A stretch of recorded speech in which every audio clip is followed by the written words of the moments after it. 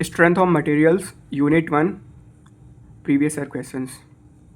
इस वीडियो का सीक्वेंस होगा जिसमें मैं पहले थ्योरी क्वेश्चंस के आंसर लिखूंगा, उसके बाद डेरिवेशंस कराऊंगा, और अगर वीडियो की लेंथ ज़्यादा नहीं हुई तो न्यूमेरिकल्स करूंगा, नहीं तो न्यूमेरिकल्स नेक्स्ट पार्ट में करूंगा।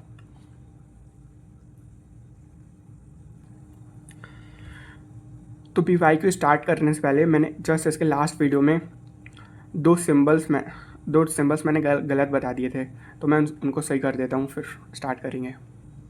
फर्स्ट चीज़ तो ये, जब मैंने प्रिंसिपल प्लेन्स बताई थी ना, तो मैंने इसको, तो ये अपना इसमें माइनर प्रिंसिपल प्लेन है ये पॉइंट, और ये पॉइंट रिप्रेजेंट करेगा मेजर प्रिंसिपल प्लेन को, तो ये तो सही है। लेकिन मैंने एक गलती करती थी, इसका सिंबल मैंने सिग्मा 1 लिख दिया था, जो एक्चुअली में होगा sigma 2 for minor principal plane, and इसको लिखेंगे sigma 1 for major principal plane. और उसी तरह इसको भी मैं करेक्ट कर देता हूँ।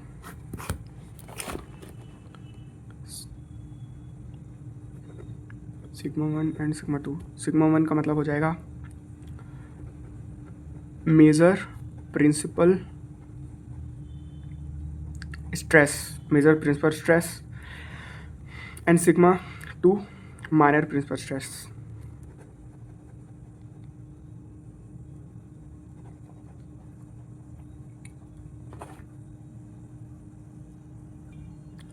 एक तो ये हो गया, और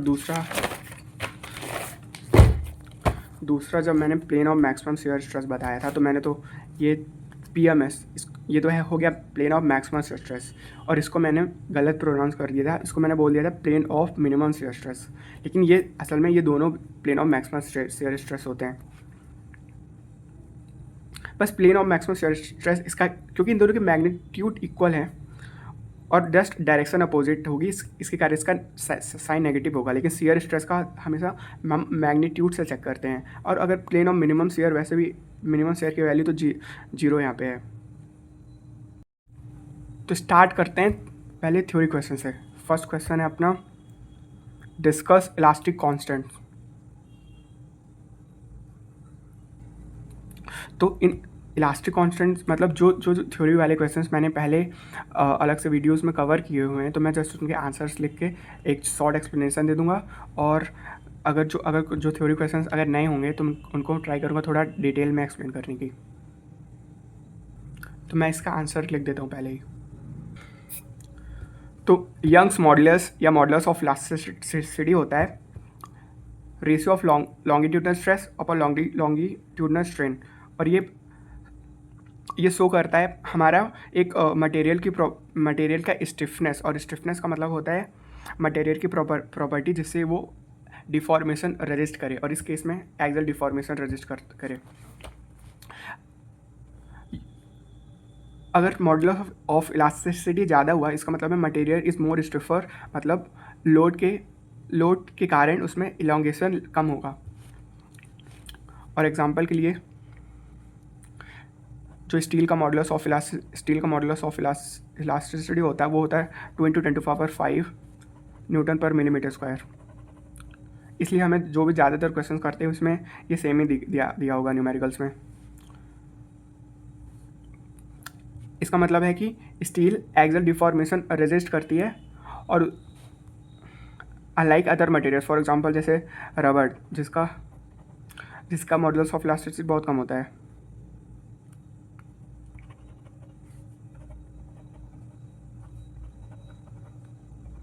मॉडुलस ऑफ इलास्टिसिटी। अपना नेक्स्ट इलास्टिक कांस्टेंट है शियर मॉडुलस और मॉडुलस ऑफ रिजिडिटी। तो shear modulus is equal to shear stress upon shear strain. इसकी भी यूनिट सेम है मॉडुलस ऑफ इलास्टिसिटी जैसी, और ये हम बताता है एक मटेरियल की property against the shearing deformation.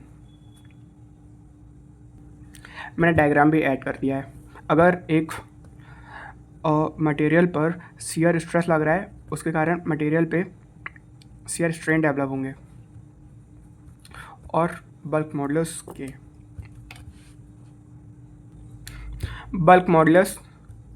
It is the ratio of hydrostatic stress upon volumetric strain. तो हाइड्रोस्टैटिक स्ट्रेस कंडीशन मैंने ये शायद सेकंड यूनिट पे सेकंड पार्ट पे फर्स्ट यूनिट के सेकंड पार्ट पे बताया हुआ है, लेकिन मैं फिर से डायग्राम बता देता हूँ। तो हाइड्रोस्टैटिक कंडीशन जब वो होती है जब कोई मटेरियल किसी फ्लूइड के अंदर हो तो उस पर हर डायरेक्शन पे एक नॉर्मल स्ट्रेस लगता है, उसको बोलते हैं हाइड्रोस्टैटिक कंडीशन। और उसके कारण उस मटेरियल का वॉल्यूम श्रिंक हो जाता है, और final volume initial volume minus final volume में एक चेंज होता है, और इसी चेंज को बोलते हैं वॉल्यूमेट्रिक चेंज इन वॉल्यूम, और change in volume upon original volume को ही बोलते हैं वॉल्यूमेट्रिक स्ट्रेन।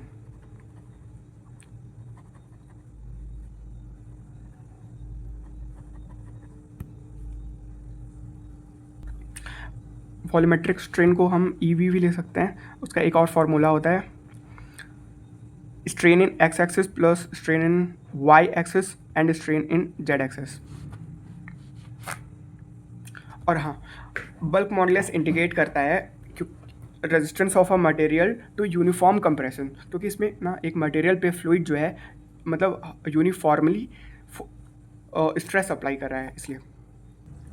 और अपना लास्ट कॉन्स्टेंट है पॉइसन रेशियो, इसको न्यू से लिखते हैं, और ये होता है ratio of lateral strain upon axial strain का मॉडुलस, और इसकी कोई यूनिट नहीं होती क्योंकि एक सेम यूनिट के बीच में एक रेशियो है। और इसकी फिजिकल मीनिंग है कि कोई मटेरियल पर जब एक टेंसाइल फोर्स या कंप्रेसिव फोर्स लगता है तो वो मटेरियल लैटरली कितना श्रिंक या एक्सपांड करता है। इस सेकंड क्वेश्चन में मैंने एक दूसरा क्वेश्चन भी कंबाइन करके लिख दिया है, ये टैपरिंग बार और कंपोजिट बार भी, और stresses and strains in compound parts. मैंने थोड़ा सा मॉडिफाई कर दिया है क्वेश्चन को, मतलब जैसा पूछा है उससे थोड़ा ज़्यादा डिटेल में। तो पहले करते हैं फर्स्ट कंपाउंड बार्स।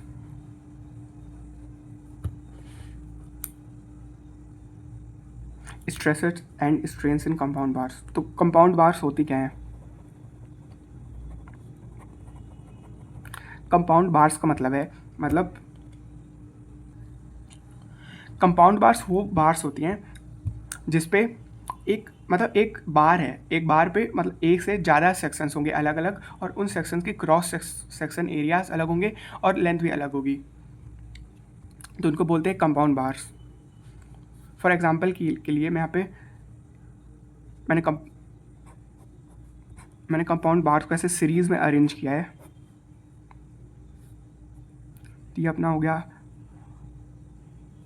इसको सेक्शन ए बोल देते हैं, सेक्शन ए।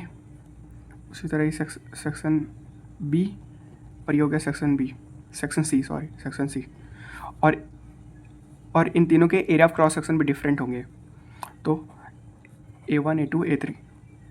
अब यहाँ पे ऐसा है कि ये हो सकता है कि मतलब जो फार्मूला मैं बताऊंगा दोनों पे काम करेगा।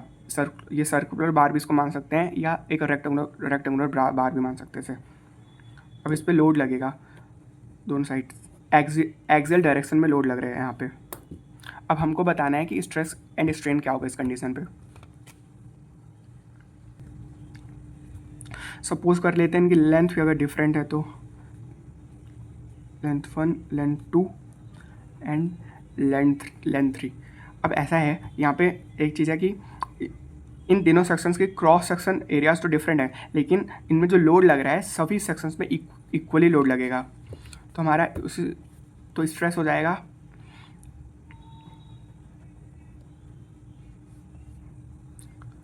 लोड दैट इज P, और क्रॉस सेक्शन एरिया A। अब ये अलग अलग सेक्शन के लिए, क्योंकि लोड सेम है और क्रॉस सेक्शन एरिया अलग है, तो अलग अलग इन तीनों सेक्शंस के लिए स्ट्रेस भी अलग अलग होगा क्रॉस सेक्शन एरिया के कारण।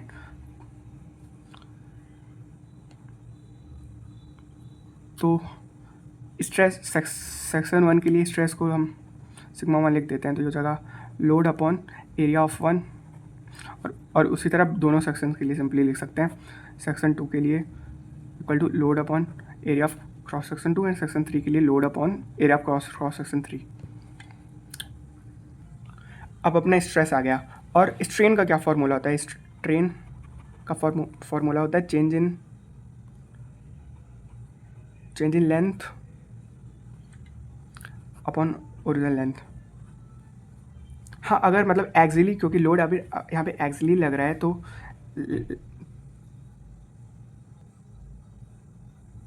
यहाँ पे हम एक्सियल स्ट्रेन की बात कर रहे हैं, तो लेंथ में जो डिफॉर्मेशन होगा वो डिस्कस करेंगे। एक्सियल सपोज करके चल रहे हैं, तो हमारा स्ट्रेस तो आ चुका है, तो strain change in length upon original length. और हमने बाय हुक्स लॉ में हमने पढ़ा हुआ है कि since stress is equal to strain into modulus of elasticity, तो इससे स्ट्रेन का फॉर्मूला आ जाएगा stress upon modulus of elasticity. तो हमको तीनों सेक्शन के स्ट्रेस पता है, तो हम तीनों सेक्शन के स्ट्रेन्स भी निकाल सकते हैं इस फॉर्मूले से। Strain in section 1, strain in section 2, strain in section 3 equal to stress in section 1 upon. अब दो केसेस हो सकते हैं, या तो हमारा तीनों सेक्शंस में मटेरियल सेम हो, और दूसरा केस होगा तीनों सेक्शन पे मटेरियल डिफरेंट हो। तो हम सपोज कर लेते हैं कि मटेरियल सेम है, तो मॉडुलस ऑफ इलास्टिसिटी भी सेम ही लिख लेते हैं। अगर डिफरेंट हो तो डिफरेंट लिख सकते हैं।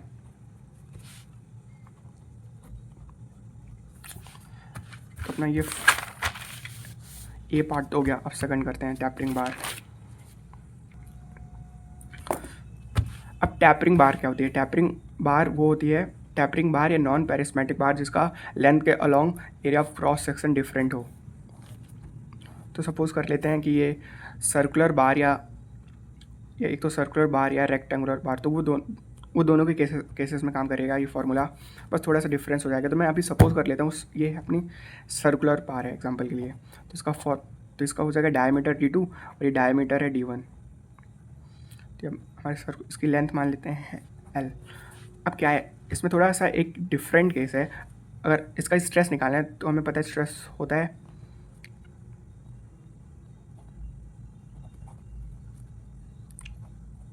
हाँ, इस पर लोड भी लग रहा है। लोड में सुन क्या था, load upon area of cross section. तो इसमें ऐसा है कि अलग अलग लेंथ में अलग अलग सेक्शंस पे इसका एरिया चेंज हो रहा है, अनलाइक अ पेरिस्मेटिक बार। तो इस पर स्ट्रेस भी अलग अलग सेक्शन पे स्ट्रेस भी अलग अलग बनेगा। तो हम सपोज कर लेते हैं, हम किसी एक यहाँ पे कोई सेक्शन ले लेते हैं एक्स लेंथ का, मतलब ये बहुत स्मॉल लेंथ है, जैसा इंटीग्रेशन करते टाइम करते हैं। तो इस स्ट्रेस फॉर एक्स हो जाएगा load and area of x. और उसी तरह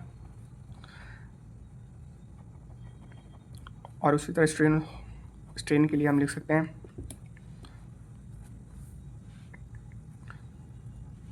मतलब हुक्स लॉ से ये फॉर्मूला आया था, strain is equal to stress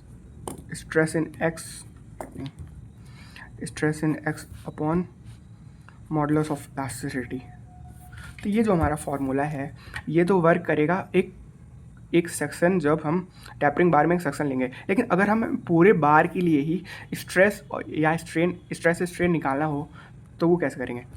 उसके लिए एक जो मतलब मैंने बुक में मेथड देखी थी, बुक में तो इंटीग्रेशन करके वो फार्मूला आएगा, लेकिन मैं यहाँ पे एक दूसरा कंसेप्ट अप्लाई करूँगा ताकि ईजी हो जाए।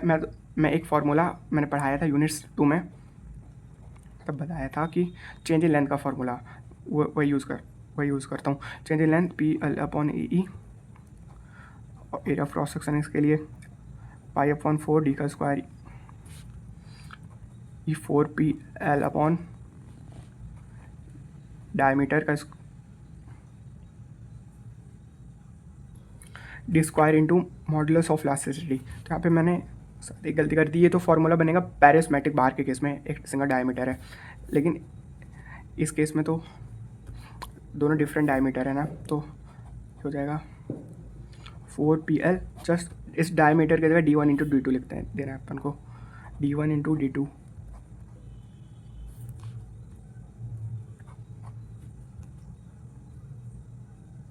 तो ये वाला फार्मूला यूज़ कर रहे हैं अपन। तो हमें पता है कि स्ट्रेन होता है change in length upon original length, ठीक है, चेंज इन लेंथ यहाँ से निकाल लेंगे और ओरिजिनल लेंथ ऊपर दी हुई है, तो इससे आ जाएगा अपना स्ट्रेन।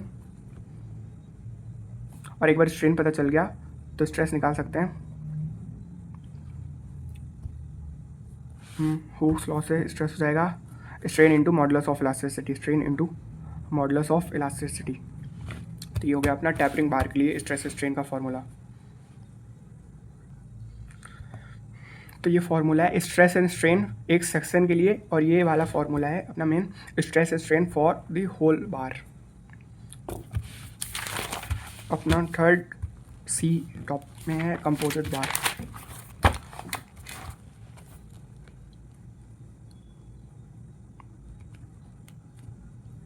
तो कंपोजिट बार होती क्या है? कंपोजिट बार मतलब कंपोजिट बार वो बार होती है जैसे कि कंपाउंड बार में तो अलग अलग सेक्शंस होते हैं, जिनका अलग अलग सेक्शंस जुड़े हुए होते हैं, जिनका क्रॉस सेक्शन एरिया डिफरेंट होता है। और कंपोजिट बार में ऐसा होता है कि कंपोजिट बार एक यूनिट होती है, लेकिन उनमें एक से ज़्यादा मटेरियल्स का यूज़ किया जाता है। तो कंपोजिट बार्स आर, डेफिनेशन लिख देता हूँ, these are those composite bar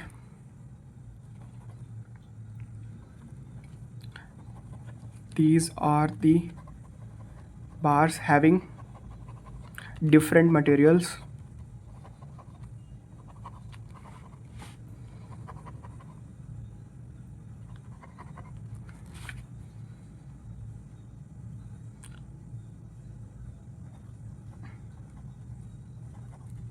joined with each other.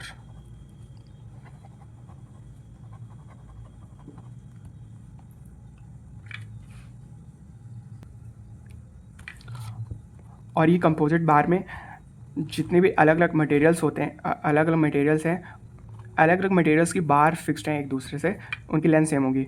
तो those bars joined together are of same length, are of same length। तो यहाँ पे एक प्रिंसिपल होता है कि इस पूरे यूनिट पे जो लोड लग रहा है, तो इन दो बार्स जो कि डिफरेंट मटेरियल से हैं, इन दोनों में डिवाइड होगा एक, तो अपना टोटल लेंथ हो जाएगा। इसमें सपोज कर लेते हैं कि लोड P1 है और इसमें P2 लग रहा है, ये तो एक चीज़ है अपनी। तो आप हो जाएगा stress in material 1 and stress in material 2। Stress होता है अपना load in material 1 upon area of cross section of material 1, और इसी तरह इसके लिए P2 अपॉन A2। अब सेम स्ट्रेन के लिए हम लोग लिखेंगे strain in material 1 and strain in material 2। इसमें हुक्स लॉ का यूज़ करेंगे और स्ट्रेन हो जाएगा अपना strain in material 1 upon modulus of elasticity of 1 and strain in material 2 upon modulus of elasticity of 2। मैं जस्ट ये सिंबल्स लिख देता हूँ, बाकी सब तो बहुत बार बताया तो बार बार नहीं लिखूँगा आप। तो अपना नेक्स्ट क्वेश्चन है explain the behaviour of mild steel in tension using stress strain curve when it's specimen is tested on universal testing machine also differentiate between nominal stress and true stress. तो basically mild steel को universal testing machine UTM में load किया गया है इसको, और इस पर और उसके कारण उस पर टेंसाइल अगर UTM में रखेंगे तो उस पर लगेगा कंप्रेसिव लोड, उस पर कंप्रेसिव लोड लग रहा है। और अब हमको स्ट्रेस एंड स्ट्रेन कर्व बताना है, और उस पर स्ट्रेस एंड स्ट्रेन कर्व बता के उसका बिहेवियर शो करना है बेसिकली, और उसके बाद हमें nominal stress and true stress के बीच में डिफरेंस बताना है। तो मैं थोड़ा सा कंफ्यूज हो गया था एक्चुअली ना। यूनिवर्सल टेस्टिंग मशीन यहाँ पे टेंसल दिया हुआ है, माइल्ड स्टील पे टेंसल लग रहा है, और यूनिवर्सल टेस्टिंग मशीन पे टेंसाइल कंप्रेसिव हर तरह के टेस्ट कर सकते हैं। तो मैंने सोचा कि सिर्फ कंप्रेसिव भी पॉसिबल है, लेकिन सारे टेस्ट पॉसिबल है। तो यहाँ पे हम टेंशन के साथ लिखेंगे। तो ये बहुत ही इंपॉर्टेंट क्वेश्चन है, क्योंकि इसमें बहुत से छोटी छोटी टर्म्स डिस्कस होंगी जो हो सकता है मैंने थ्योरी इसके पहले जो थ्योरी की यूनिट्स कराई थी उसमें भी कवर नहीं की हो। तो इसमें क्या होता है, हम ना एक अपना कौन सा मटेरियल था, टेंसाइल, हाँ, माइल्ड स्टील को यूनिवर्सल टेस्टिंग मशीन पे टेस्ट करेंगे और उस पर टेंसाइल लोड लगेगा और उस टेंसाइल लोड से हमें बहुत सारे इंपॉर्टेंट पॉइंट्स पता चलेंगे, जैसे इलास्टिक पॉइंट्स, यील्ड पॉइंट, जो कि मैं उसका हम ग्राफ प्लॉट करेंगे स्ट्रेस बाय स्ट्रेन का। तो पहले मैं ग्राफ प्लॉट करके बताता हूँ।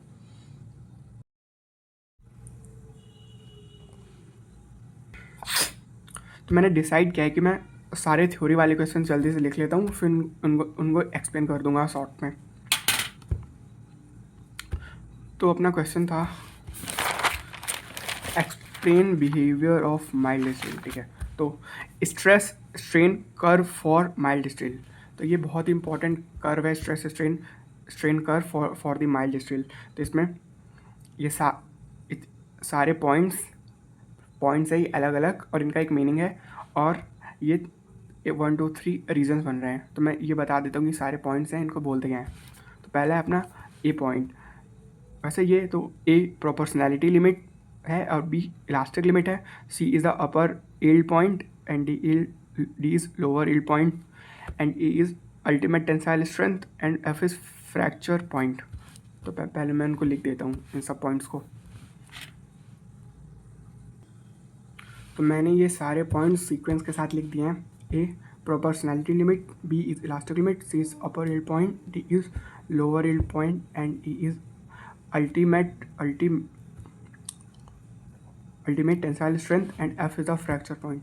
तो इन सब पॉइंट्स की मीनिंग क्या होता है, देखो प्रोपोर्शनैलिटी लिमिट जो अपना फर्स्ट पॉइंट है प्रोपोर्शनैलिटी लिमिट। तो प्रोपोर्शनैलिटी लिमिट वो पॉइंट होता है जहाँ तक हुक्स लॉ वैलिड है, मतलब stress is directly proportional to strain. और एक चीज़, चलो मैं पहले ये बता देता हूँ पॉइंट्स, फिर मैं रीजंस के बारे में बताऊँगा। प्रोपोर्शनैलिटी लिमिट तक हुक्स लॉ वैलिड है, मतलब stress is directly proportional to limit, and इसके बाद इलास्टिक डिफॉर्मेशन होने लगता है। और इलास्टिक लिमिट क्या होता है, इलास्टिक लिमिट होता है वो maximum stress without permanent deformation, क्योंकि इसके और इलास्टिक लिमिट के बाद परमानेंट डिफॉर्मेशन स्टार्ट हो जाता है। Upper and lower yield point, these are the starting point of plastic deformation, starting of plastic deformation. What is the ultimate tensile strength, ultimate tensile strength होता है maximum stress of material can withstand before necking starts in a tensile test. तो मैं अभी बताता हूँ necking होता क्या है, ये एक्सप्लेन करूँगा। और ये फ्रैक्चर पॉइंट ये लास्ट पॉइंट है, इसके बाद मटेरियल जो होता है अपना रियल में ब्रेक हो जाता है। तो पहले मैं बताता हूँ नेकिंग क्या होता है। नेकिंग मतलब देखो, जब मटेरियल पर स्ट्रेस लग रहा है तो मटेरियल जो एक पॉइंट होता है एक पॉइंट होता है जब मटेरियल टूट जाता है, उसे फ्रैक्चर बोलते हैं। लेकिन फ्रैक्चर के जस्ट पहले मतलब एक ऐसा पॉइंट आता है जहाँ पे जिस पॉइंट पर फ्रैक्चर स्टार्ट होता है ना, उसका एरिया, क्रॉस सेक्शन एरिया थोड़ा कम होने लगता है, तो उसी पॉइंट को बोलते हैं नेकिंग। अब इसमें अपने इस ग्राफ में कुछ इंपॉर्टेंट रीजंस हैं, मैं उन रीजंस को बता देता हूँ। तो अपना पॉइंट ए है प्रोपोर्शनैलिटी लिमिट एंड बी है इलास्टिक पॉइंट। तो इलास्टिक पॉइंट तक के रीजन को बोलेंगे इलास्टिक रीजन या इलास्टिक जोन कह सकते हैं। और इसके बाद अपना इलास्टिक पॉइंट से ई तक मतलब अल्टीमेट टेंसाइल स्ट्रेंथ, ये जो रीजन है इसको बोलते हैं स्ट्रेन हार्डनिंग रीजन।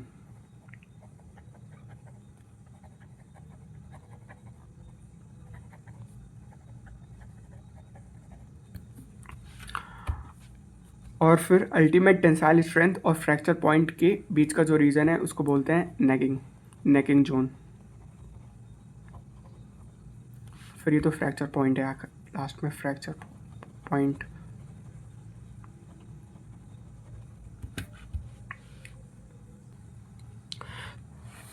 तो ये इलास्टिक जोन वो जोन है यहाँ तक मटेरियल परमानेंटली डिफॉर्म नहीं होता, मतलब एक बार मटेरियल पे अगर लोड लग रहा है और है तो उसके कारण डिफॉर्मेशन होगा, लेकिन जब जैसे लोड हटेगा तो मटेरियल अपने ओरिजिनल शेप में वापस आ जाएगा।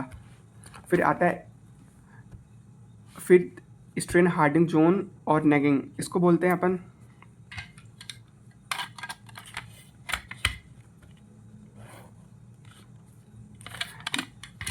ये स्ट्रेन हार्डनिंग और नेकिंग जोन, ये प्लास्टिक जोन होता है। मतलब प्लास्टिक जोन का मतलब कि इलास्टिक जोन का अपोजिट, मतलब कि लोड अगर हट भी जाए मटेरियल से फिर भी वो अपने ओरिजिनल शेप में नहीं आएगा और उसमें परमानेंट डिफॉर्मेशन हो जाएगा। और ये आता है यील्ड पॉइंट के बाद। यील्ड पॉइंट और यील्ड पॉइंट, ये lower and upper yield point है। मतलब ये सिर्फ माइल्ड स्टील के केस में ना 2 यील्ड पॉइंट्स बनते हैं, वैसे बाकी मटेरियल्स के लिए सिंगल यील्ड पॉइंट मानेंगे। तो माइल्ड स्टील बस यील्ड पॉइंट के पहले, ये सभी ग्राफ में सेम है कि यील्ड पॉइंट के पहले प्लास्टिक जोन होता है और यील्ड पॉइंट के बाद, सॉरी अपोजिट उल्टा बोल दिया मैंने, यील्ड पॉइंट के पहले इलास्टिक जोन होता है एंड यील्ड पॉइंट के बाद प्लास्टिक जोन होता है। और स्ट्रेन हार्डनिंग जोन का मतलब इस जोन में क्या होता है कि जो अपना मटेरियल है हार्डनिंग मतलब वो स्ट्रॉन्ग हो जाता है क्योंकि, तो इस स्ट्रेन हार्डनिंग रीजन को मैं एक्सप्लेन कर देता हूँ कि मतलब स्ट्रेन हार्डनिंग रीजन में जो मटेरियल है वो उसकी स्ट्रेंथ बढ़ क्यों जाती है। उसकी स्ट्रेंथ बढ़ जाती है और वो पहले से स्ट्रॉन्ग हो जाता है कुछ टाइम के लिए। देखो, क्योंकि अपना कोई भी मटेरियल है वो बहुत एटम से बना होगा तो उसमें एटम्स ऐसे सिस्टमेटिकली अरेंज होते हैं,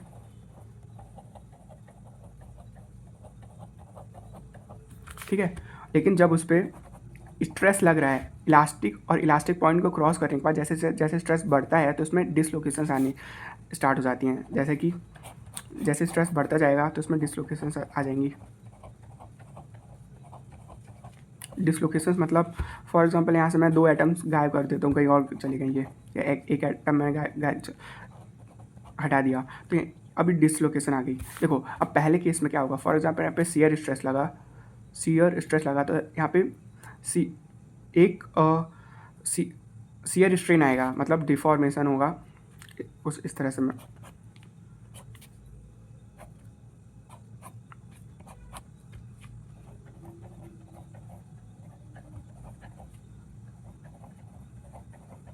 क्योंकि जैसा कि यहाँ पे एटम्स जो हैं सिस्टमेटिकली अरेंज हैं तो ईजिली यहाँ पे डिफॉर्मेशन हो गया शियर स्ट्रेस के कारण।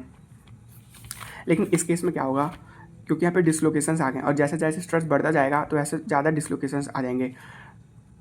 अब नए एटम्स नए जगह पर जा रहे हैं डिसलोकेशन के कारण, और जो ये एटम्स भी हैं बहुत ही रैंडम जगह पे शियर स्ट्रेस के कारण डिसलोकेट होंगे तो इनको जगह नहीं मिलेगी डिफॉर्म होने के लिए।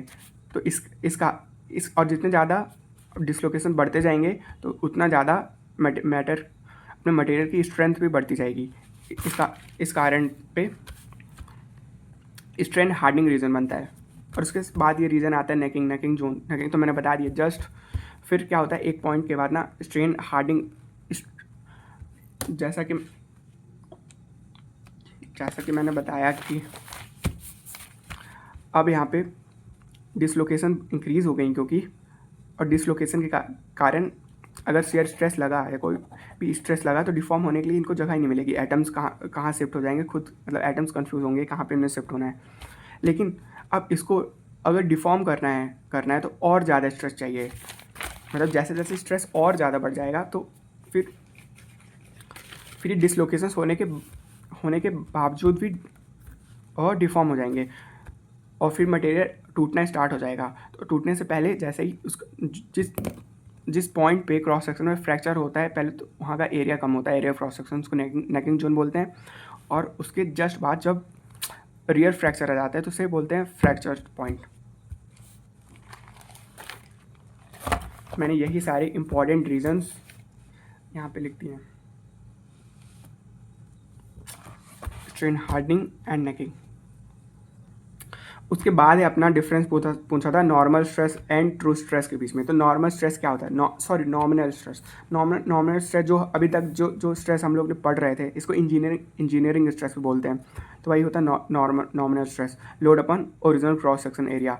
अब ट्रू स्ट्रेस क्या होता है, देखो जब मटेरियल की नेकिंग जोन स्टार्ट होता है, मतलब क्रॉस सेक्शन एरिया कम हो, जब मटेरियल पे टेंसाइल या कोई भी लोड लगेगा तो उस पर स्ट्रेस जनरेट होने के कारण जब उसमें नेकिंग होती है मतलब क्रॉस सेक्शन एरिया कम होता है।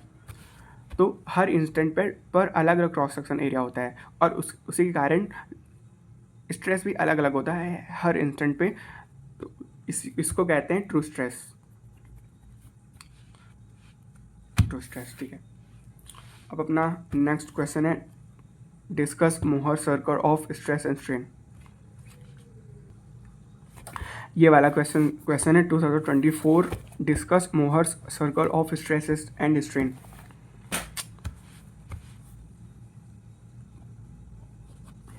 Mohr's circle of stress and strain, तो ये तो मैंने स्ट्रेस के लिए तो मोहर सर्कल एक्सप्लेन कर दिया था यूनिट 3 में, तो मैं फिर एक बार शॉर्ट में बता देता हूँ। ग्राफिकल, तो मोहर सर्कल फॉर स्ट्रेस क्या है? It is a graphical representation of normal stress and shear stress acting on an inclined plane in a stress element, जहाँ पे नॉर्मल स्ट्रेस को x axis and shear stress को y axis में लिखेंगे। और जैसा कि हमने पढ़ा था कि मोहर सर्कल में हर एक पॉइंट स्ट्रेस एलिमेंट के हर एक ऑब्लिक प्लेन को रिप्रेजेंट करता है। मोहर सर्कल फॉर स्ट्रेन, ये हमने मोहर सर्कल फॉर स्ट्रेन, ये मैंने कवर नहीं किया था, इसलिए मैंने इसके भी फॉर्मूला यहाँ पे लिख दिए हैं। ये मतलब सेम है मोहर सर्कल फॉर स्ट्रेन से, सब पूरा लगभग सेम ही है, कोई डिफरेंट नहीं है इसमें। Graphical representation of all normal and shear strains on oblique planes, बस normal stress and shear stress की जगह स्ट्रेन्स आ गया है, तो बस सेम सिमिलर है यहाँ पे, बस शेयर स्ट्रेस की जगह 5/2 सिर्फ, और फार्मूला भी सिमिलर लगेगा, बस एक डिफरेंस यहाँ पे कि जैसे कि अपना मोहर सर्कल फॉर स्ट्रेस के केस में जो मैक्सिमम शेयर स्ट्रेस है, ये अपना मैक्सिमम शेयर स्ट्रेस है, हमने पढ़ा था ना, तो ये होगा रेडियस के इक्वल होगा मैक्सिमम शेयर स्ट्रेस, ये भी तो रेडियस है, प्लेन ऑफ मैक्सिमम शेयर, ये आ गया अपना मैक्सिमम शेयर स्ट्रेस। और उसी तरह यहाँ पे क्या होता है कि ये जो यहाँ पे मैक्सिमम शेयर स्ट्रेन होता है, मैक्सिमम शेयर स्ट्रेन, तो ये भी होगा रेडियस के इक्वल, लेकिन मैक्सिमम शेयर स्ट्रेन को हम शेयर स्ट्रेन को 5/2 लिखते हैं, तो 5 मैक्स अपॉन 2, और इसके कारण मैक्सिमम शेयर स्ट्रेस हो जाएगा 2 × r, जो कि डायमीटर के इक्वल होता है। सेम क्वेश्चन का second part, theories of failure. Theories of failure पढ़ने के पहले हमें पता होना चाहिए कि यूनी एक्सियल यील्डिंग क्या होती है। पहले तो यील्डिंग क्या होती है? यील्डिंग जैसे हमने पढ़ा कि ये जब मटेरियल इलास्टिक लिमिट के बाद परमानेंटली डिफॉर्म होना स्टार्ट हो जाता है, तो उसको यील्डिंग कहते हैं। देखो, तो एक कंडीशन है जहाँ पे यूनी एक्सियल स्ट्रेस लग रहा है एक मटेरियल, ये रेक्टेंगुलर एलिमेंट है, इस पर यूनी एक्सियल स्ट्रेस लग रहा है, मतलब सिर्फ एक एक्सिस पे स्ट्रेस लग रहा है, तो इस स्ट्रेस इन एक्स एक्सिस को हम कहते हैं यील्ड स्ट्रेस।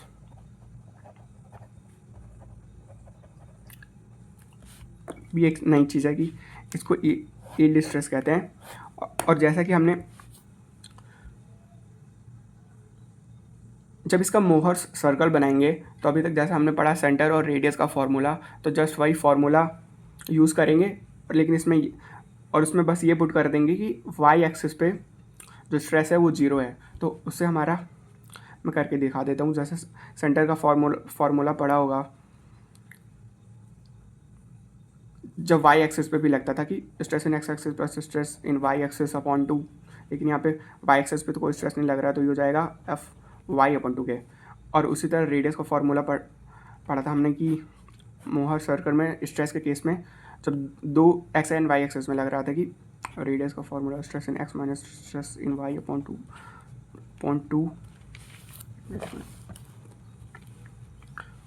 2 का whole square plus shear stress x y का होल स्क्वायर। अब यहाँ पे ये तो 0 है, और शेयर स्ट्रेस भी यहाँ पे नहीं लग रहा है, सिर्फ एक ही डायमेंशन पे नॉर्मल स्ट्रेस लग रहा है, तो ये भी 0 हो जाएगा, तो ये आ जाएगा अपना Fy/2 के इक्वल आ जाएगा। थोड़ी जगह कम बची, तो मैं यहाँ पे मेजर प्रिंसिपल प्लेन और मुझे सिर्फ दो चीज़ बतानी, major principal stress and maximum shear stress. Major principal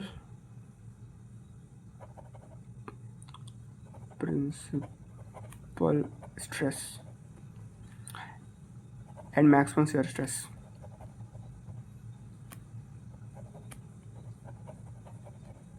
यार तो हमने पढ़ा था ना, मेजर प्रिंसिपल प्लेन होता है सेंटर पर रेडियस के, तो वही फॉर्मूला यहाँ पे लगाएंगे। अपना ये हो जाएगा F5/2 ऐड करेंगे तो आएगा F5 मतलब यील्ड स्ट्रेस। उसी तरह मैक्सिमम शियर स्ट्रेस हो जाएगा, मैक्सिमम शियर स्ट्रेस भी पढ़ा था मोहर सर्कल में। मैक्सिमम शियर स्ट्रेस जो होता है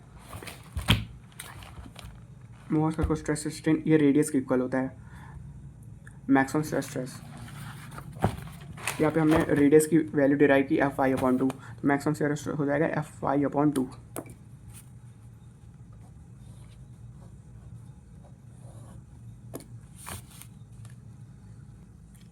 तो फाइनली फेलियर थ्योरी होती क्या है? Failure theory, it is used to predict when will be the material under multi axial stress will fail. तो कुछ इसका यूज़ तब होता है जबकि एक मटेरियल पे अगर मल्टी एक्सियल स्ट्रेस लग रहा है तो वो मटेरियल फेल कब होगा, मतलब फ्रैक्चर कब स्टार्ट होगा, ये प्रेडिक्ट करने के लिए फेलियर थ्योरी का यूज़ होता है। अब फेलियर थ्योरी बहुत टाइप की होती है और 4-5 तरीके से ज़्यादा की होती है। मैंने यहाँ पे सिर्फ 3 तरीके की फेलियर थ्योरी बताई है। पहली है मैक्सिमम प्रिंसिपल स्ट्रेस थ्योरी, इसको हम रैंकाइन थ्योरी भी बोलते हैं।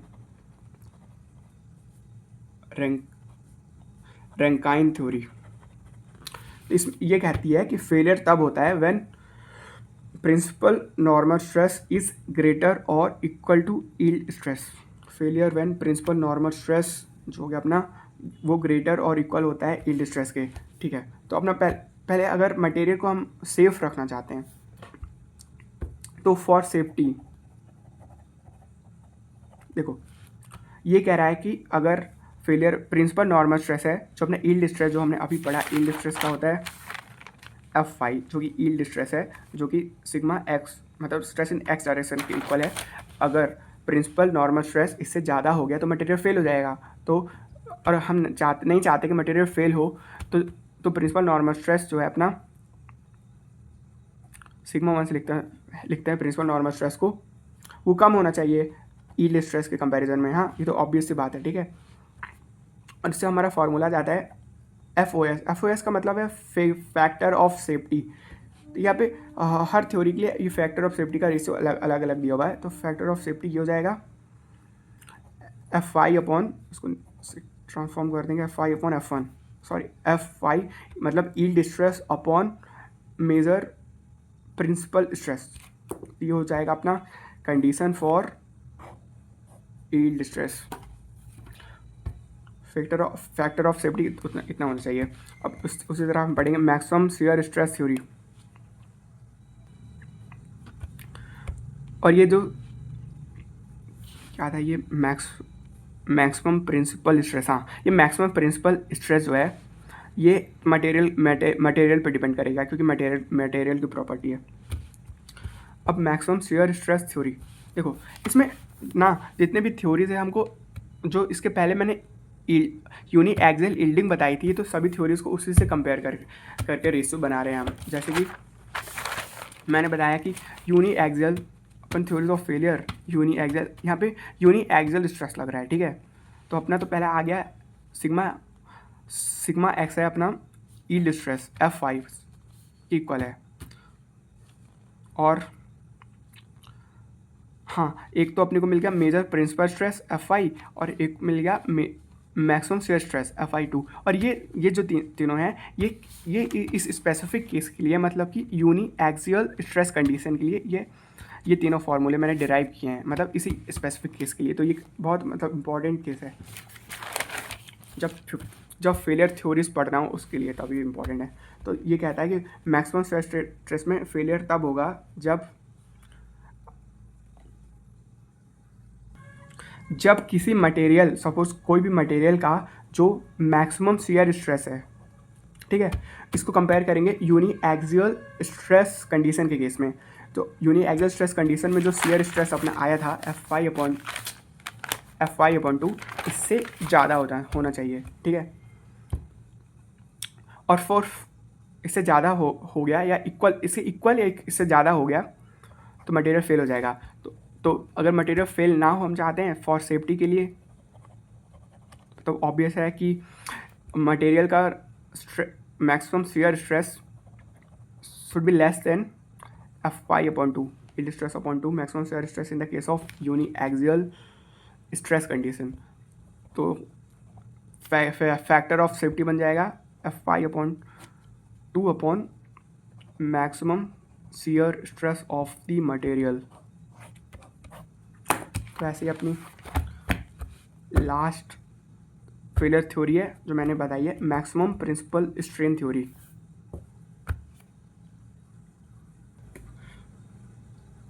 तो बस ये कहती है मैक्सिमम प्रिंसिपल थ्योरी कि अगर किसी मटेरियल जिस मटेरियल का फेलियर प्रेडिक्ट करना है उसका मैक्सिमम प्रिंसिपल स्ट्रेन जो है, मैक्सिमम प्रिंसिपल स्ट्रेन अगर वो इक्वल हो गया या ज़्यादा हो गया प्रिंसिपल स्ट्रेन, फिर से अपन पुरानी कंडीशन जो यूनिएक्सियल स्ट्रेस कंडीशन से कंपेयर करेंगे तो इस कंडीशन अपनी जो यूनिएक्सियल स्ट्रेस कंडीशन के केस में स्ट्रेन क्या होगा।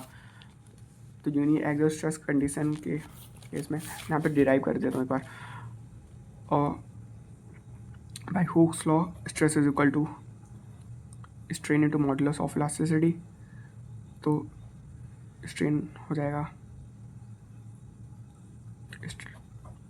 स्ट्रेस अपॉन, और यहाँ पे स्ट्रेस है F5/E के इक्वल, ठीक है।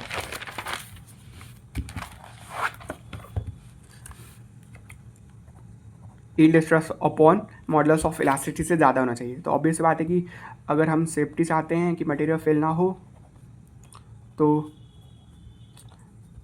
Maximum strain of the material should be less than F5/E। तो अपना फैक्टर ऑफ सेफ्टी आ गया F5/E अपॉन एप्सिलॉन मैक्स, जो कि मैक्सिमल प्रिंसिपल स्ट्रेन है।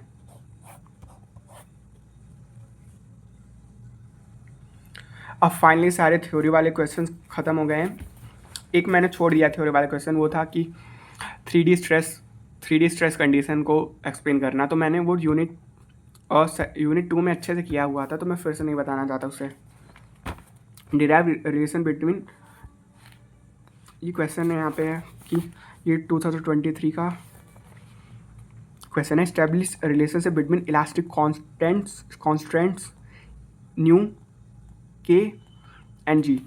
ठीक है, तो मैंने तो मॉडुलस ऑफ ई के जी मैंने ये तीनों चीज़ें तो बता दी हैं। अभी थ्योरी वाले क्वेश्चन में मतलब इनके मैंने डेफिनेशन बताई है, तो हम इनके बीच में हमको रिलेशन निकालना है।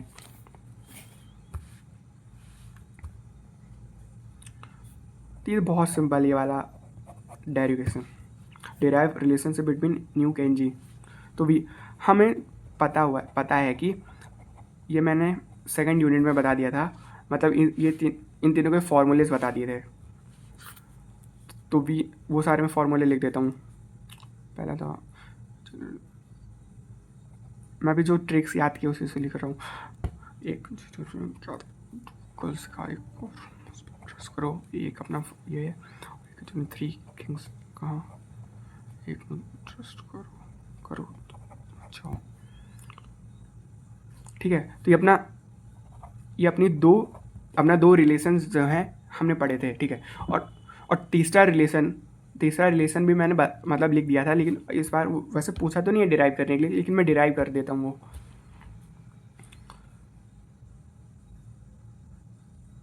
देखो इन दोनों की इक्वेट करना है, सिर्फ इन दोनों की इक्वेट करना है, और हमारे पास एक न्यू की टर्म्स में एक नई इक्वेशन मिल जाएगी।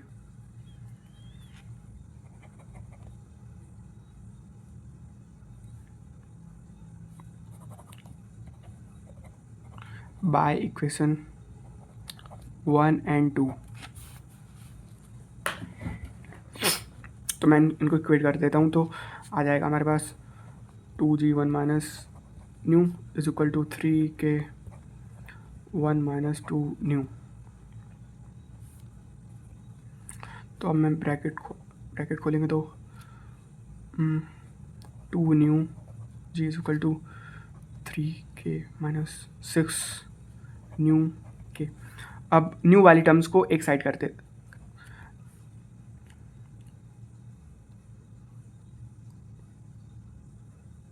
यहाँ पे प्लस हो गया, प्लस प्लस, तो ब्रैकेट में प्लस होगा तो 2 nu G plus 6 nu K is equal to 3k minus 2 G. Nu common आ गया, 2g plus 6k is equal to 3k minus 2g, और न्यू की टर्म्स में के एन जी को लिख दिया 3k minus 2g upon 2g plus 6k। तो ये हमारी थर्ड इक्वेशन डिराइव की अपने अभी। अब इन तीनों इक्वेशंस फर्स्ट, सेकंड और थर्ड इक्वेशन का यूज़ करके हम ई के एंड जी के बीच में रिलेशन निकालेंगे।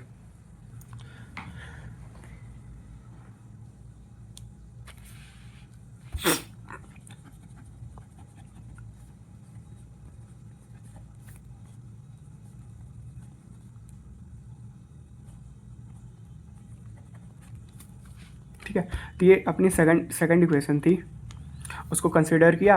अब यहाँ पे न्यू की वैल्यू जो हमने अभी डिराइव की थी इसमें रिप्लेस कर दिया। तो substitute with the value of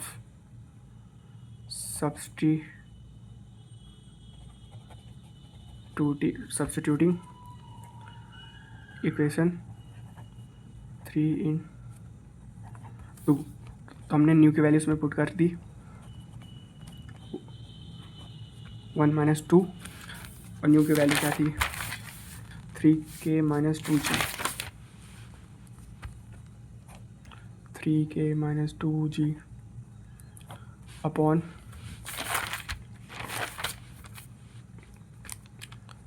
2g plus 6k।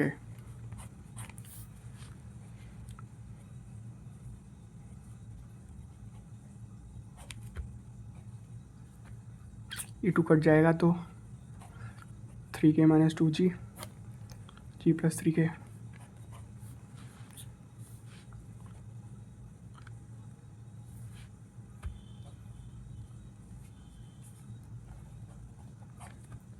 इसका एलसीएम लेंगे जी plus 3k minus 3k plus 2g, क्या क्या E is equal to 3k 3g upon G plus 3k, और उसके बाद ये हो जाएगा 9kg मल्टीप्लाई होके 3k प्लस जी। तो ये आ गया अपना रिलेशन।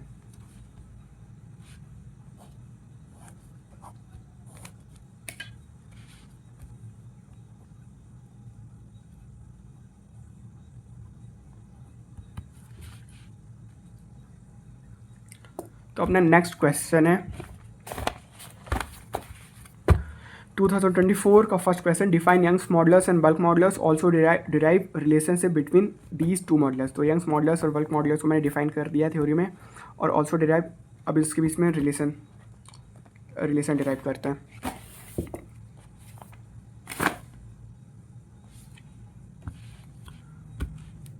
रिलेशनशिप बिटवीन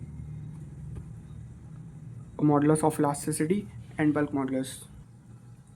तो हम डिराइव करने के लिए एक क्यूब एज्यूम करते हैं। सपोज करो हमारे पास एक क्यूब है,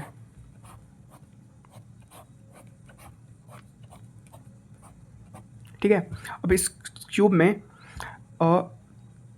3 म्यूचुअली परपेंडिकुलर स्ट्रेसेस लग रहे हैं, X Y and Z axes पे लगेंगे, और जिनकी वैल्यू इक्वल है, इक्वल मैग्नीट्यूड।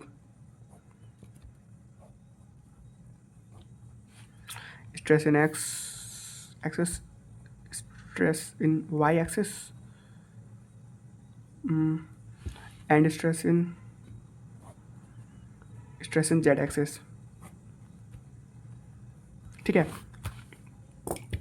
चाहे तो हम हर एक वर्टाइसिस को ABCDEFGH ऐसा नाम दे सकते हैं, लेकिन मान लो मैं अभी लिख नहीं रहा यहाँ पे, और मतलब थोड़ा वो हो जाएगा, डायग्राम क्लियर नहीं दिखेगा। तो यहाँ पे अपना एक साइड है AB, एक एज है अपनी AB, ठीक है। तो असल में स्ट्रेस एलिमेंट ना, ये क्यूब है तो कुछ इस तरह से दिखेगा। बस ये अपना क्यूबॉइड, इसको क्यूब सपोज कर लो, तो इस तरह से हर एक्सिस पे स्ट्रेस लग रहा है इस पर, ठीक है। अब क्या है कि हमने एक एज यहाँ पे कंसिडर की A and B। Let us consider the edge AB। तो जैसा कि शायद फर्स्ट यूनिट में ये डिस्कस किया था कि देखो, सिर्फ स्ट्रेस AB, सॉरी ये एज AB, हम सिर्फ AB को कंसिडर कर रहे हैं। तो अगर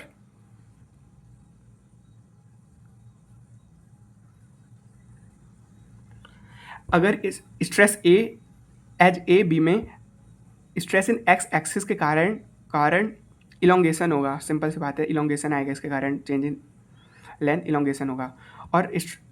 और ये भी पढ़ा था कि जो बाकी दो डायमेंशंस पे स्ट्रेस लग रहे हैं, like why axis and Z axis, वो भी इस पर कंट्रीब्यूट करेंगे डिफॉर्मेशन, लेकिन इलोंगेशन नहीं होगा, उसके कारण यहाँ पे इस पर कॉन्ट्रैक्शन होगा, ठीक है।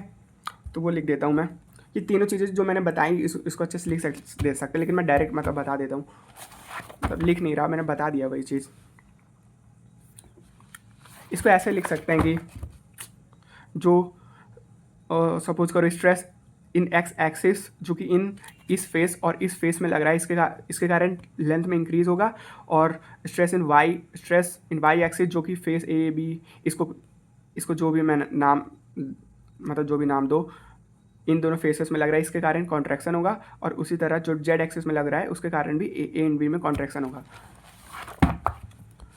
ठीक है। तो अपना कंबाइन करेंगे उन तीनों, और क्या बोलते हैं, इलोंगेशन एंड कॉन्ट्रैक्शन को, तो हमारा फॉर्मूला बन जाएगा स्ट्रेन का फॉर्मूला बन जाएगा strain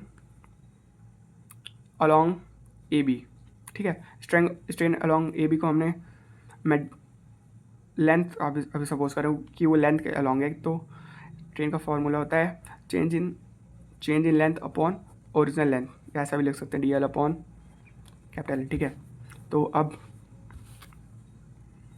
change in length upon original length,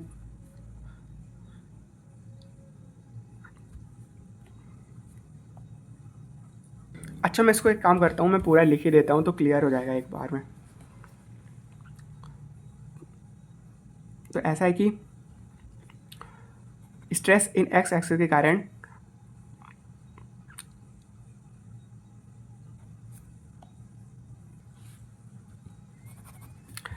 अभी जो अपना ये एज है AB, और ये तीन टाइप्स के जो स्ट्रेसेस हैं, इसके कारण इस पर जो भी कंप्रेसिव या टेंसाइल स्ट्रेन आएगा, लैटरल या एक्सियल स्ट्रेन आएगा, वो लिख रहा हूँ मैं यहाँ पे।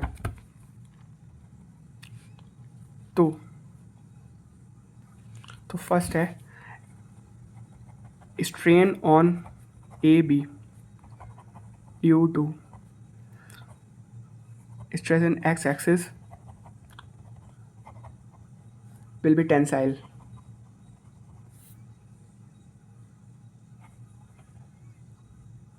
एंड वो इक्वल टू होगा बाय द हुक्स लॉ, क्या बोलते हैं, stress upon modulus of elasticity, stress X upon modulus of elasticity. उसी तरह strain on AB due to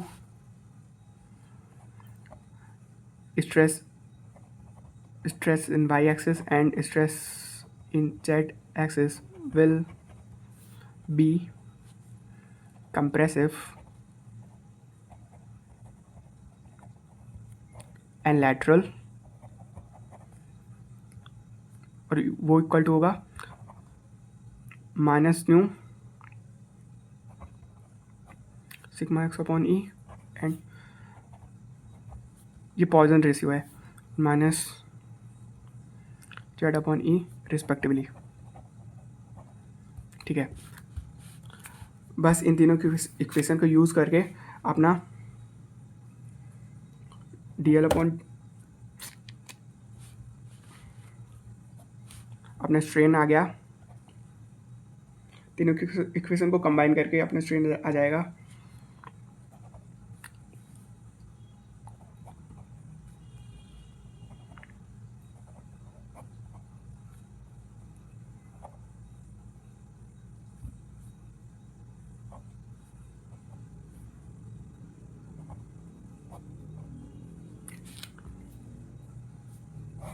ई को कॉमन ले लिया minus nu Y upon Z.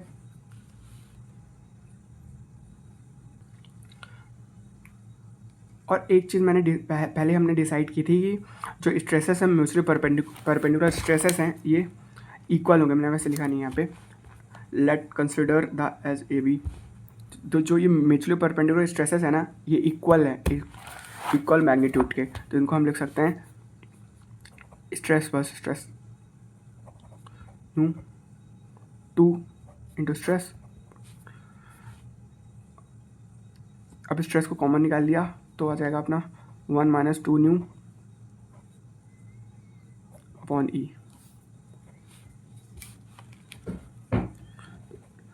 D L upon L equal to stress upon 1 minus 2 nu.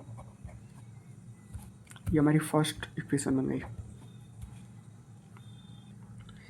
तो ये basic सा formula equation derive करने में बहुत टाइम लग गया, लेकिन ये वाली मैंने शायद सेकंड यूनिट पे भी बताई थी। मतलब ये सेम फार्मूला, बस उसमें था कि अपना वॉल्यूमेट्रिक स्ट्रेन लग रहा था यूनी एक्सियल स्ट्रेस की कंडीशन पे, मतलब पूरा सेम फार्मूला है ये।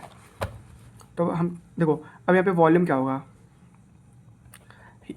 क्यूब का वॉल्यूम क्या होता है, अगर लेंथ एल है तो एल क्यूब होगा। ठीक है, इसका डिफ्रेंशिएशन करेंगे with respect to L, differentiating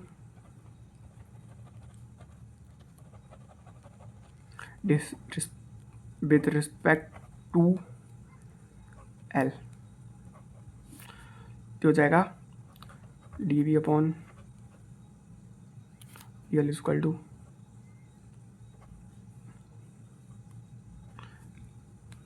L square, और ये आगे जाके D V equal to 3L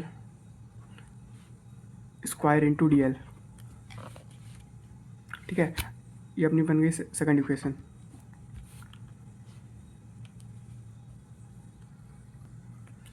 हम इससे सेकंड इक्वेशन बोल देते हैं, इसको थर्ड इक्वेशन नाम दे देते हैं।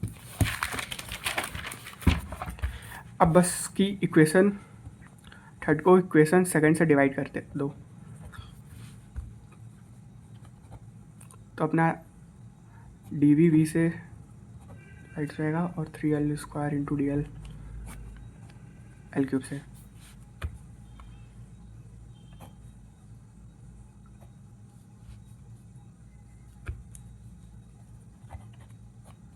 Three D L upon L, अपने पास डी एल अपॉन एल, ये क्या हो जाएगा स्ट्रेन की वैल्यू हमने अभी डिराइव की। अपने फर्स्ट मतलब ये दिख रही है, तो फर्स्ट इक्वेशन में डिराइव किया है डी एल अपॉन एल की वैल्यू, वही इसमें सब्स्टिट्यूट कर देंगे तो आ जाएगा हमारा D V upon V is equal to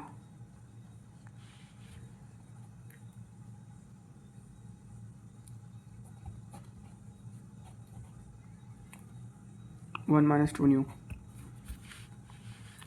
ठीक है, चलो ये पहला पार्ट तो अपने डेरिवेशन का फर्स्ट पार्ट तो हो गया। अब सेकंड चीज़ है कि हम जानते हैं कि वॉल्यूमेट्रिक स्ट्रेन क्या होता है। वॉल्यूमेट्रिक स्ट्रेन होता है कि hydrostatic stress upon bulk modulus क्या होता है। बल्क मॉडुलस होता है hydrostatic strain upon volumetric strain. अब वॉल्यूमेट्रिक स्ट्रेन का फॉर्मूला आ गया यहाँ पे, बस उसको डिराइव कर, इसको इधर पुट कर देना है फोर्थ, उसको फिफ्थ मान लो।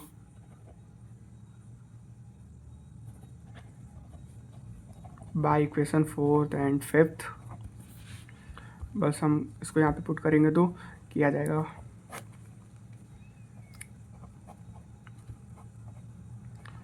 -2 न्यू, ऊपर जाएगा तो ई सिग्मा,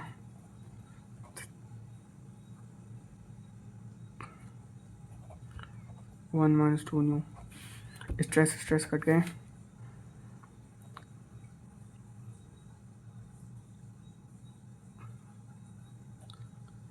की वैल्यू आ गई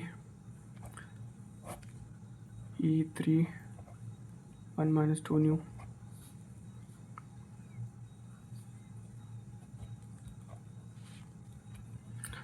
तो मॉडुलस ऑफ इलास्टिसिटी हो जाएगा 3 इंटू वर्क मॉडुलस 1 - 2 न्यू के इक्वल। तो फाइनली डिराइव हो गया, हेंस डिराइव्ड।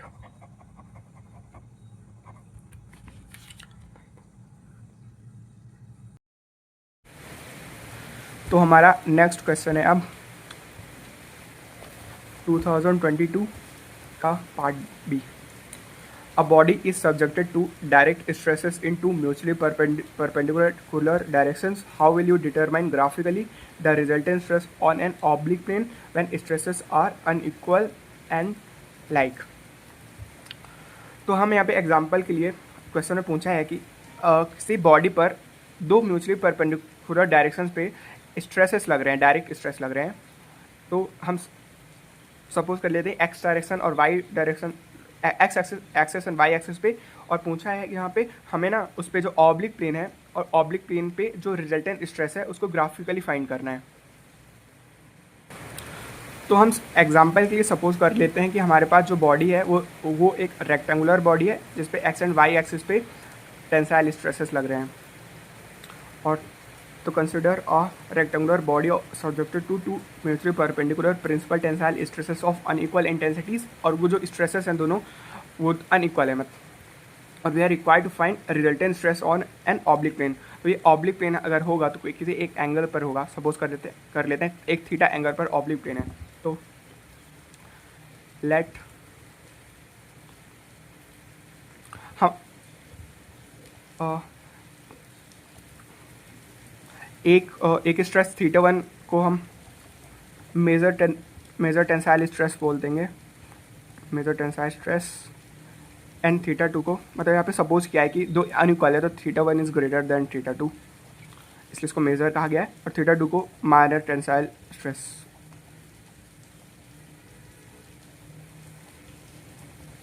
ठीक है, और हमारा जो ऑब्लिक प्लेन का एंगल होगा, मैं एक बार इसको बना देता हूँ। तो हमारे पास ये रेक्टेंगुलर बॉडी है, ए बी सी डी कह देते हैं इसे, और ये थीटा एंगल पर, ये थीटा एंगल पर ये ऑब्लिक प्लेन है हमारे पास सी, इसको मैं एक्स कह देता हूँ सी एक्स, और इस पे दो अनइक्वल टेंसाइल स्ट्रेसेस लग रहे हैं। तो ये अपना इसको मेजर टेंसाइल स्ट्रेस मान लेते हैं, और वाई एक्सिस पे पर माइनर टेंसाइल स्ट्रेस। ठीक है, अब मैंने जो खुद तीसरा वाला वीडियो था जिसमें मैंने मोहर सर्कल के बारे में बताया था, तो मैंने उस पर कहा था बताते टाइम पे अगर हम मोहर सर्कल को असल डिटेल में जा पढ़ेंगे ना तो उस पर 3 डिफरेंट कंडीशन पे 3 डिफरेंट टाइप्स के मोहर सर्कल बनते हैं। तो मैंने उसी की यही फर्स्ट वाली कंडीशन है, मतलब जो क्वेश्चन है अपना वो फर्स्ट कंडीशन है। तो मैं सारी स्टेप्स लिख देता हूँ।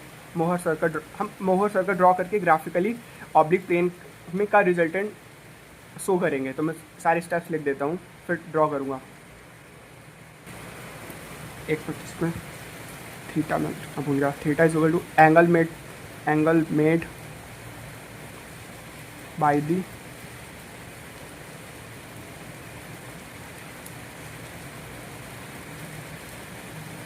ऑब्लिक प्लेन विथ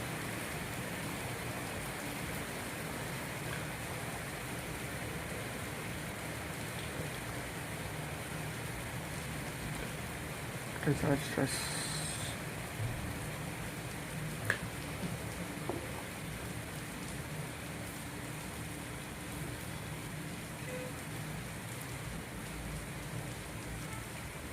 अब Mohr circle is drawn S.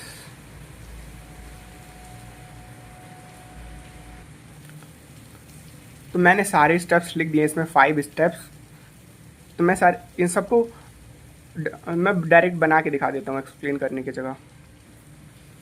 तो अपना फर्स्ट स्टेप है, एक पॉइंट ले लिया, उसको ए नाम दे दिया और उसके थ्रू एक हॉरिजॉन्टल ड्रॉ किया राइट साइड में।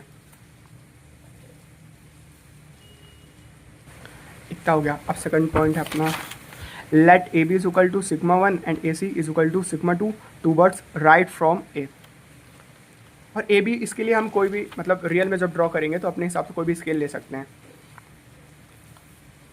तो ए बी जो ए बी को ये वाली लेंथ सिग्मा 1 हो जाएगी। सिग्मा 1 मतलब मेजर टेंसाइल स्ट्रेस जो कि ज़्यादा होगा, और ए सी तो से माइनर टेंसाइल स्ट्रेस से कम होगा। तो ए बी एंड ए सी ले लिया यहाँ पे।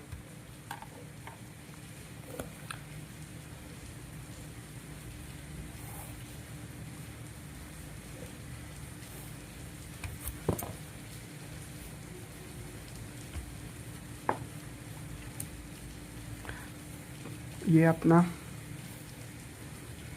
मेजर टेंसाइल स्ट्रेस और ये है माइनर टेंसाइल स्ट्रेस। और अब थर्ड स्टेप है कि with B C S diameter with B C S diameter describe a circle. तो अब जो अपना बी सी है इसको डायमीटर सपोज करके एक सर्कल ड्रॉ करते हैं।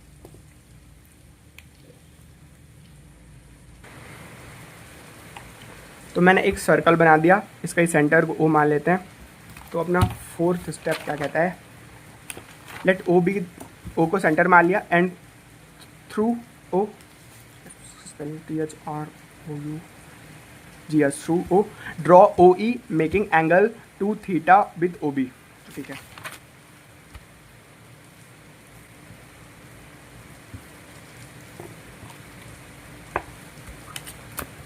कि अपना ओ बी से एक एंगल बनाना है जो अपना थीटा एंगल मतलब जो भी है उससे डबल होना चाहिए। तो एक यहाँ पे ये पॉइंट को ई मान लेते हैं कि अपना एक एंगल बन गया 2 थीटा। अब फिर O E making angle 2 theta with O B, draw from E point E draw E D perpendicular to A B. अब हमने ई से एक परपेंडिकुलर ड्रॉ करेंगे ए बी पर।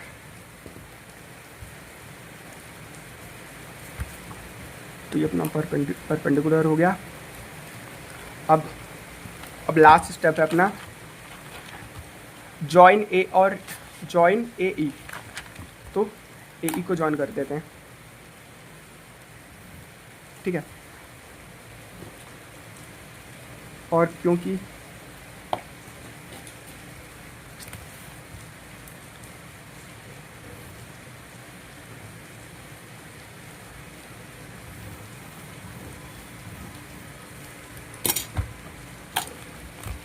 और ई और एंड सी को भी जॉइन कर देते हैं। ये जो अपना एंगल है यही थीटा है। तो मैं बता देता हूँ यहाँ पे ई, ये वाला पॉइंट, इस पॉइंट का डी नाम है इसका, E D perpendicular on A B. तो ठीक है। अब ये अपना जो ट्राइंगल है ए डी एंड ई, तो इसी ट्राइंगल के तीनों साइड्स अलग अलग कंपोनेंट्स को रिप्रेजेंट करेगी। मैं बता देता हूँ कि इसका मतलब क्या है। अपना पहला तो अपना लेंथ ए डी हो गया, यहाँ पे length A D and then length E D and अपना ये हाइपोटेनस ए ई।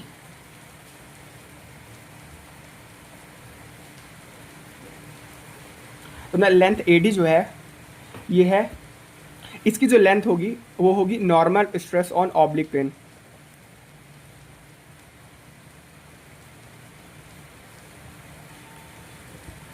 मतलब इसको स्केल जो हमने स्केल सपोज किया उसके अकॉर्डिंग मेजर करेंगे तो वही होगा normal stress on oblique plane.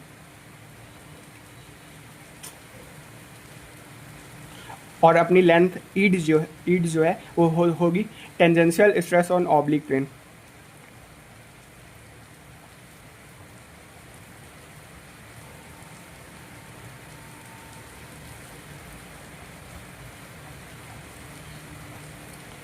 और फाइनली जो अपना क्वेश्चन था, लेंथ ए ई हो जाएगी resultant stress on oblique plane.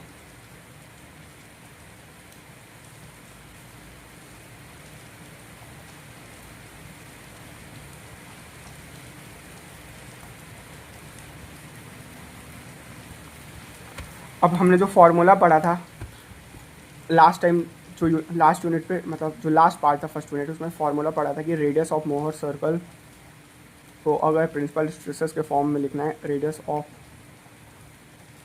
मोहर circle is equal to sigma 1 minus sigma 2 upon 2। ठीक है, तो अपना ये कंप्लीट हो गया, शो कर दिया हमने ग्राफिकली रिजल्टेंट।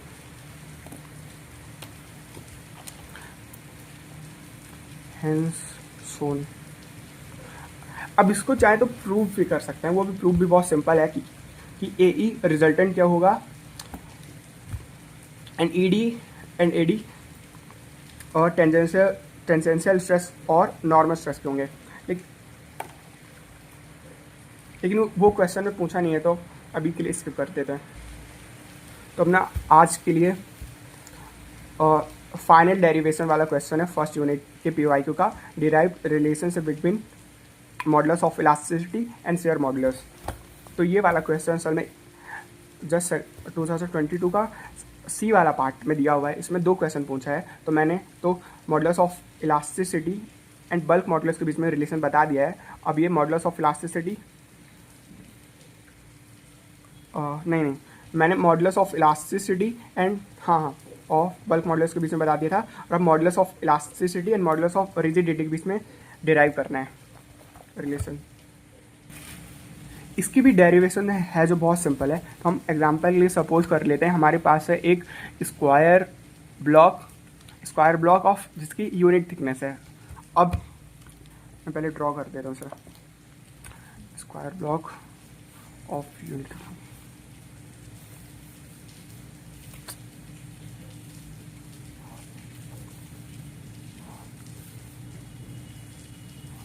ठीक है, इसको हम मान लेते हैं, दिख रहा हो तो ABCD। अब इस पर एक टेंसाइल स्ट्रेस लग रहा है, सॉरी टेंसाइल नहीं, शियर स्ट्रेस लग रहा है, shear stress and shear stress. तो इसमें आएगा deformation and shear strain develop होगा।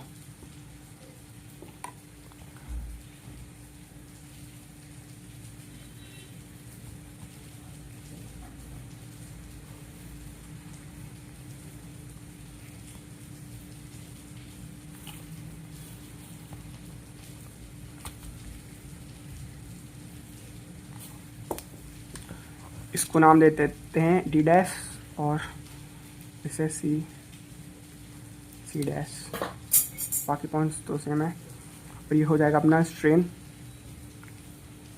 Phi and phi strain. ठीक है, consider a square block of ABCD of unit thickness subjected to a set of shear stresses of intensity Q on faces ABCD and AD and CB। तो actually ना एक और मुझे diagram यहाँ पे बनाना पड़ेगा।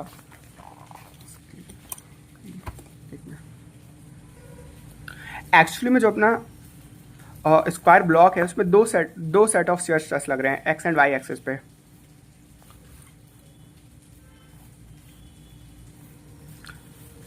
तो ये एक सिंपल सा डायग्राम है, इस पे वही सेम जो मैंने इसके पहले बनाया ABCD, इस पे हमारे 2 सेट ऑफ शेयर स्ट्रेस लग रहे हैं जिनका मैग्नीट्यूड इक्वल है।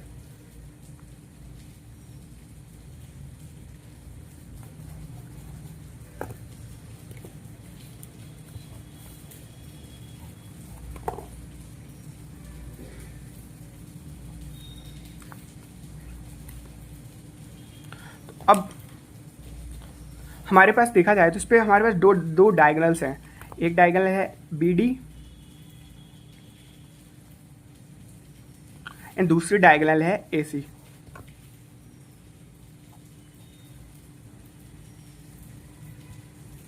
और इधर पे जो मैंने फर्स्ट डायग्राम बनाया था, देखो इस पे जो स्ट्रेस है, ये वाला स्ट्रेस और ये वाला, तो इसके कारण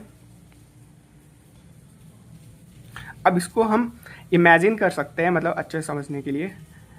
अगर हम इस शियर स्ट्रेस की डायरेक्शन पे, इस स्क्वायर ब्लॉक में तो शियर स्ट्रेस की डायरेक्शन पे फोकस करेंगे और इमेजिन करेंगे कि डिफॉर्मेशन किस तरह का होगा। एक तो इसकी डायरेक्शन पे फोकस करो, ये कौन सी डायरेक्शन पे है, ऐसे डी डायरेक्शन पे है, डायगोनल के अलोंग, और ये इस तरह से डायरेक्शन से ये डायगोनल हमारी स्ट्रेच होगी एक तरह से, है ना। BD डायरेक्शन इमेजिन कर सकते हैं, और ये स्ट्रेस होने के कारण जो अपना AB है वो कंप्रेस हो जाएगा, AB डायगोनल कंप्रेस होगी। एग्जाम्पल के लिए मैं अगर बना के दिखाऊं तो कि हमारा कुछ डिफॉर्मेशन के बाद रोम्बस जैसा शेप बन जाएगा।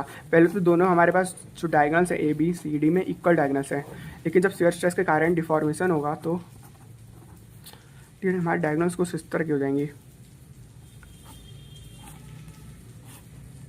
ठीक है। तो अपना ABCD, तो ये डायगोनल्स की ये वाली लेंथ बड़ी है शियर स्ट्रेस के कारण, और ये वाली डायगोनल कंप्रेस हो गई है। तो आप समझ सकते हैं आसानी से।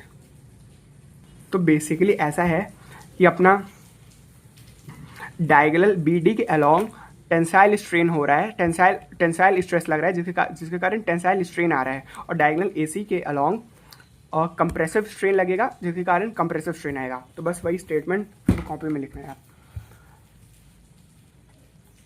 पहले तो हुक्स लॉ तो यूज़ होता ही हर क्वेश्चन लिख देता हूँ। हुक्स लॉ क्या कहता है कि stress is equal to axial strain into shear strain. तो अपना स्ट्रेन हो जाएगा stress upon modulus of elasticity, ठीक है। तो नाउ जो BD में जो टेंसाइल स्ट्रेन आएगा, now tensile strain along diagonal BD due to tensile stress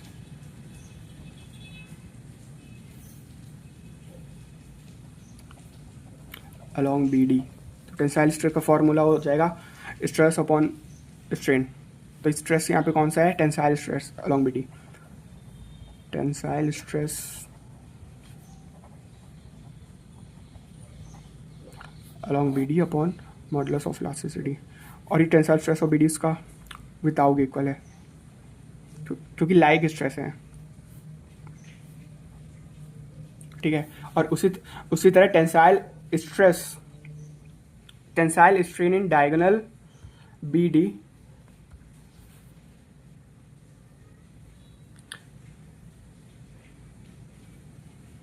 actually ऐसा है कि जो अपना स्ट्रेस है उसके कारण BD पे टेंसाइल स्ट्रेस लग रहा है, ठीक है। टेंसाइल स्ट्रेस के कारण इस पर टेंसाइल जनरेट होगा। एक तो ये कंपोनेंट हो गया अपना पहला जो हम लोगों ने लिख लिया। और सेकंड कंपोनेंट है जो AC है, उसके कारण AC पर कंप्रेसिव स्ट्रेस लग रहा है, उसके कारण यहाँ पे कंप्रेसिव स्ट्रेन जनरेट होगा AC पे। लेकिन जो कंप्रेसिव स्ट्रेस AC पे लग रहा है ना, वो सिर्फ AC पर वर्क नहीं करेगा, क्योंकि मतलब ये तो बेसिक हमने पढ़ा था कि हमेशा एक से ज़्यादा कंपोनेंट्स पे वर्क करता है स्ट्रेस। तो जो कंप्रेसिव स्ट्रेस के AC पे इसको AC को कंप्रेस कर रहा है, वही उसी सेम कंप्रेसिव स्ट्रेस के कारण BD पर टेंसाइल स्ट्रेन जनरेट होगा। तो ये स्टेटमेंट लिखनी है हमको।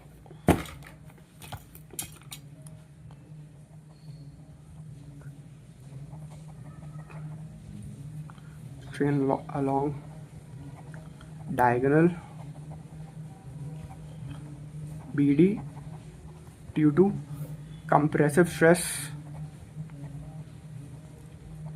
जिसकी वैल्यू सेम ताऊ है along AC। और जब हमको पता ही वो लैटरली इस वर्क तो इस पे कर रहा है, लेकिन इसका जो इफेक्ट है ना BD पे हो रहा है, तो उसके कारण जब लैटरली हम लिखते हैं तो न्यू का यूज़ करते हैं हमेशा। एक फॉर्मूले में भी ऐसा हम किया था, बस उसमें यहाँ पे प्लस का सिंबल आएगा क्योंकि ये टेंसाइल स्ट्रेस है। और अगर कंप्रेसिव, इसका इफेक्ट कंप्रेसिव होता तो नेगेटिव लिख देते हैं सामने। अब दोनों को कंबाइन करेंगे तो टोटल टेंसाइल स्ट्रेस हो जाएगा total tensile strain along B D is equal to, अपने इन दोनों का सम, तो ना tau upon E plus nu tau upon E, तब ना ताऊ ई कॉमन ले लेते हैं और 1 प्लस न्यू, तो ये तो अपना अपनी इक्वेशन आ गई। अपना फर्स्ट पार्ट कंप्लीट हो गया भाई। अब सेकंड, वही सेम बात मैंने लिख दी है कि every strain in direction of load is accompanied by lateral strain of the opposite side perpendicular to the direction of load. तो यहाँ पे जो डायगनल्स हैं वो परपेंडिकुलर हैं, तो दूसरे डायगनल पे भी जो स्ट्रेन का कंपोनेंट है वो फर्स्ट एक दूसरे पे दोनों के कंपोनेंट वर्क करेंगे, बस उनका कैरेक्टर अपोजिट हो जाएगा। जैसे कि एक पे टेंसाइल है तो दूसरे पे कंप्रेसिव हो जाएगा, और पहले पे कंप्रेसिव लग रहा है तो दूसरे पे उसके कारण लैटरली टेंसाइल लगेगा। तो अपनी ये एक इम्पॉर्टेंट इक्वेशन है जिसको मैं प्रूव नहीं करूँगा, नहीं तो ये मतलब डेरिवेशन बहुत ही कॉम्प्लिकेटेड हो जाएगा, क्योंकि वैसे ये भी एक पेज और हाफ पेज की है, लेकिन फिर भी मैं स्किप कर रहा हूँ उसे। We know the total tensile strain in diagonal B D is equal to half of the shear strain. इसको इक्वेशन बनेगी total tensile strain along diagonal B C is equal to half into shear strain, और हमें इसके just पहले prove किया कि total tensile strain along diagonal B D, ये equation हो गई। और ये सेकंड इक्वेशन है, इसको लिख सकते हैं हम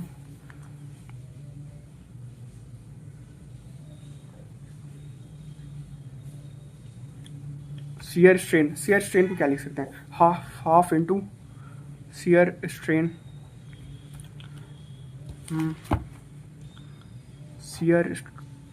shear modulus of elasticity is equal to shear stress upon shear strain. Shear strain को फाइव लिख सकते हैं। अब फिर अपना शियर स्ट्रेन को लिख सकते हैं shear stress upon modulus of elasticity. यहाँ पे हम लोग कर लिया, तो शियर स्ट्रेन को लिख देंगे shear stress upon modulus of elasticity, मैंने साथ बोल दिया। जैसे ये मॉडुलस ऑफ रिजिडिटी या शियर मॉडुलस, इसको जी से लिख सकते हैं या सी से भी लिख सकते हैं। तो ये अपनी बन गई सेकंड इक्वेशन, थर्ड इक्वेशन। तो अपने बस अपना डेरिवेशन कंप्लीट हो गया। अब ये जो फर्स्ट है, अपनी जो फर्स्ट इक्वेशन डिराइव की हमने total tensile strain along B D के लिए, और सेकंड इक्वेशन भी है total tensile strain along B D के लिए। इसको इक्वेट कर देते हैं बाय इक्वेशन 1 और 2।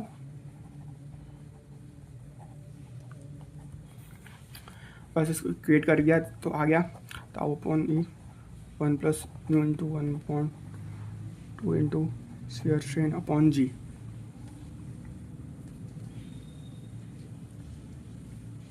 तो 1 प्लस न्यू ताऊ 2 जी, और इसको मैं ट्रांसपोज कर देता हूँ ई को, तो 1 अपॉन न्यू इधर चल जाएगा ताऊ इंटू ई अपॉन 2 जी। अपना दोनों ताऊ कट गए, तो ई की वैल्यू आ जाएगी 2 into shear modulus 1 plus Poisson's ratio. तो ये अपनी इक्वेशन डिराइव हो गई, हेंस डिराइव्ड, HENCE डिराइव्ड। बस अपने सारे फर्स्ट यूनिट के थ्योरी वाले क्वेश्चंस हो गए और सारे डेरिवेशंस हो गए। अब इसके नेक्स्ट पार्ट में मैं न्यूमेरिकल सॉल्व करूँगा।